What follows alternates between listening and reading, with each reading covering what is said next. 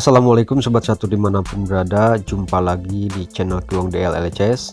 Semoga Anda selalu sehat walafiat dan dilancarkan segala rezeki dan urusannya, amin. Oke sobat catur, jadi ada problem catur seperti ini ya. Mari kita sebutkan dulu untuk buah putihnya. Untuk raja putih berada di H2 ditambah dengan 7 pion, G2, F3, G5, B7, C7, D7, dan H3. Nah, sementara untuk buah hitam, rajanya berada di H5, kemudian menteri berada di C1, lalu dua buah pion masing-masing berada di H4 dan G6. Nah, sobat catur, jadi problemnya seperti ini, saya jelaskan dulu ya. Nah, ketiga pion putih yang berada di B7, C7, dan D7, kalau ketiganya berpromosi menjadi menteri, ini putih tidak akan menang. Karena, lihat, menteri hitam yang berada di C1 ini akan bisa mencegahnya dan berujung draw atau remis ya buat hitam. Pastinya kalian ada pertanyaan ya, yang bener, masa sih nggak bisa mati salah satunya pion atau ketiganya jadi menteri? Oke, sekarang mari kita buktikan. Menurut salah satu ahli peneliti catur ya mungkin pecatur kawakan lah ya. Jadi setelah dianalisa dan dicoba ternyata benar ya, ketiga pion ini tidak akan menjadi menteri. Yuk kita lihat. Sekarang kita mulai dari pion D7. Nah, pastinya tidak sedikit kebanyakan orang ya mungkin pion D7 ini akan berpromosi menjadi menteri ya. Selain melindungi pion putih yang berada di G5, ini juga mungkin akan lebih memperkuat posisi putih untuk lebih cepat mematikan raja hitam ya. Namun kenyataannya lain. Mari kita lihat. Setelah pion D7 menjadi menteri, maka hitam menterinya akan melakukan sekak ke F3 ya. Nah, kemudian kalau misalnya raja putih ini bergeser ke A1, tentunya ini menteri hitam akan melakukan sekak ke H2 dan mau tidak mau akan dimakan oleh raja dan terjadilah remis sebab pion yang berada di G5 ini terlindungi oleh menteri dan raja hitam tidak bisa bergerak kemana-mana, jadi draw. Nah, itu salah satunya ya. Untuk mencegah remis, bagaimana kalau putih jangan ke H1 tapi ke G2?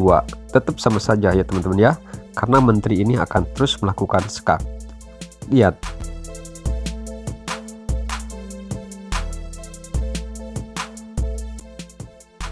Nah, sampai di sini coba lihat, kalau menteri putih makan menteri hitam, maka ini pun akan terjadi draw atau remis ya, karena pion hitam yang berada di G5 ini masih terlindungi oleh menteri putih. Baiklah, sekarang kita kembali ke posisi semula. Nah, sekarang mari kita cek posisi pion putih yang berada di C7. Apakah bisa jadi menteri atau tidak? Ini hasilnya. Di sini, kalau menteri putih makan menteri, jelas akan draw kembali seperti tadi ya. Tapi bagaimana kalau tidak makan, dan ini akan terus disekak bolak-balik oleh menteri hitam raja putihnya. Dan terjadi draw lagi. Oke, itu ya, tidak jadi lagi menterinya.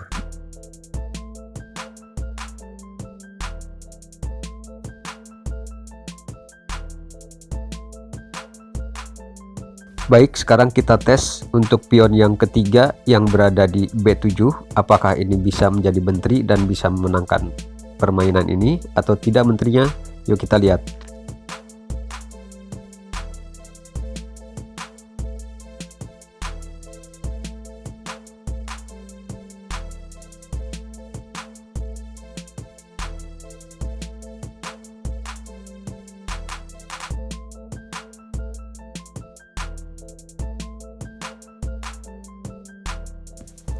Nah, ternyata setelah jadi menteri pion B7 itu, menteri hitam terus-terusan melakukan sekak ya. Kalaupun misalnya ditutup dengan pion yang berada di G2 ke G3 akan dimakan.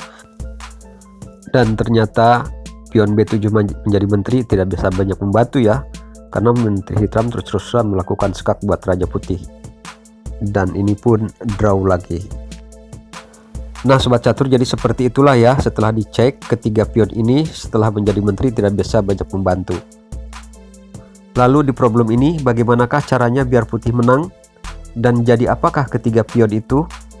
Perwira apa saja? Yuk kita lihat.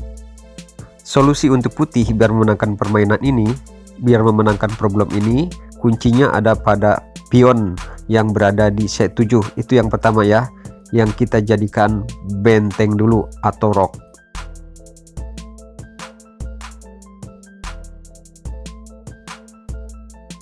Sekali lagi ingatkan ya, jadi pion yang berada di C7, jangan sampai pion B7 dulu atau pion D7 dulu ya.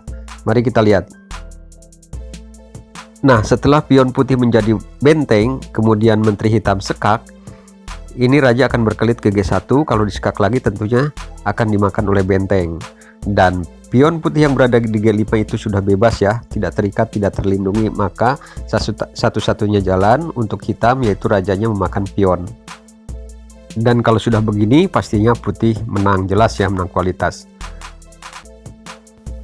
Lalu bagaimana kalau menteri hitam tidak melakukan sekak? Dia masih ada opsi lain. Oke ya, memang itu bukan jalan terbaik buat hitam. Nah, jalan terbaik buat hitam adalah menterinya ke G2. Tetap ya, sebenarnya walaupun menteri hitam ke G2, putih akan menang. Namun ini adalah masih ada perlawanannya buat hitam. Jalan yang terbaiknya masih ada gitu walaupun kalah. Yuk kita lihat. Nah, di sini buat yang memegang putih perlu hati-hati ya. Setelah menteri hitam ke G2, jangan sampai pion yang berada di D7 ini dijadikan menteri lagi, karena tetap tidak akan menang ya. Coba lihat. Nah, menteri putih itu akhirnya melindungi pion yang berada di G2 lagi. Dan ini kalau seandainya menteri hitam melakukan sekak sambil memakan pion G2, maka terjadi draw lagi. Di sekak pun begitu, dia akan terus bolak-balik melakukan sekak kepada raja putih yang tidak bisa menghindari serangan sekak menteri hitam. Dan akhirnya terjadi draw lagi.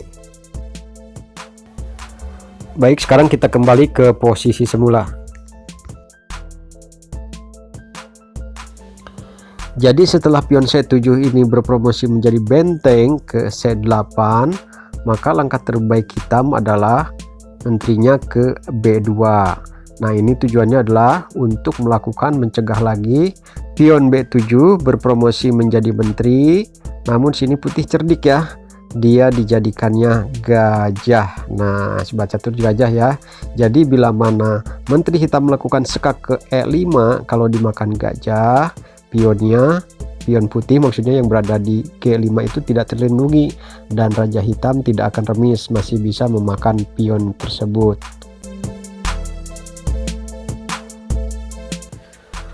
Melihat itu, menteri hitam masih cerdik ya. Dia tidak melakukan sekak ya, udah jelas pasti akan dimakan, tetapi dia merangseknya ke D4. Menteri hitam ini masih melakukan perlawanan dengan mencari jalan yang terbaik. Menteri hitam ke D4 tujuannya yaitu mencegah kembali supaya pion ini jangan menjadi menteri, itu saja. Jadi nanti kalau dia menjadi menteri hitam ini akan melakukan sekak ke F4. Tujuan menteri hitam ini sudah jelas ya. Selain melakukan sekak ke F4, juga dia mengorbankan diri supaya dimakan oleh gajah atau luncur yang berada di C8. Nah, nanti kalau dimakan kan remis lagi. Nah, walaupun tidak dimakan, seandainya raja mundur ke H1 ataupun ke G1, menteri hitam ini akan terus mengikutinya, menghantuinya dengan melakukan sekak ke C1 ataupun sekak ke E3, di mana raja pindahnya saja.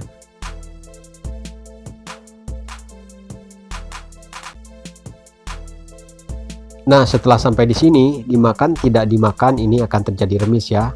Kalau dimakan sama benteng remis, kalau tidak dimakan, menteri hitamnya akan mengorbankan diri ke H1 sambil melakukan sekak, dan tentunya akan dimakan oleh raja putih dan berakhir dengan draw lagi. Baik, kita kembali ketika menteri hitam bergeser ke D4. Nah, ini buat putih tentunya lebih cerdik lagi ya. Ketika menterinya lari ke D4, ini pionnya tidak dijadikan menteri atau tidak dijadikan kuda, tetapi benteng lagi ya. Menteri dan perwira lainnya tidak mempan, jadi benteng lagi ya promosinya. Lalu kalau Menteri Hitam melakukan sekak ke F5, makan saja oleh gajah yang berada di B8. Tapi kalau dia menterinya melakukan sekak ke F4, jangan dimakan lagi oleh gajah yang berada di C8, tapi biarkan Raja Putih ini mundur ke H1.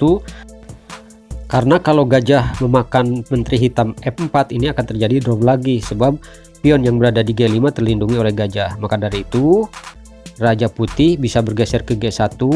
Lalu apabila disekak oleh Menteri ke E3, lalu kalau misalnya Menteri lagi melakukan sekak ke D3, maka dimakan oleh benteng D8.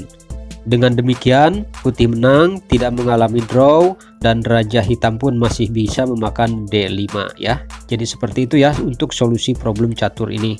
Nah teman-teman, jadi sangat menarik ya, banyak ide-ide dan langkah brilian untuk disimak.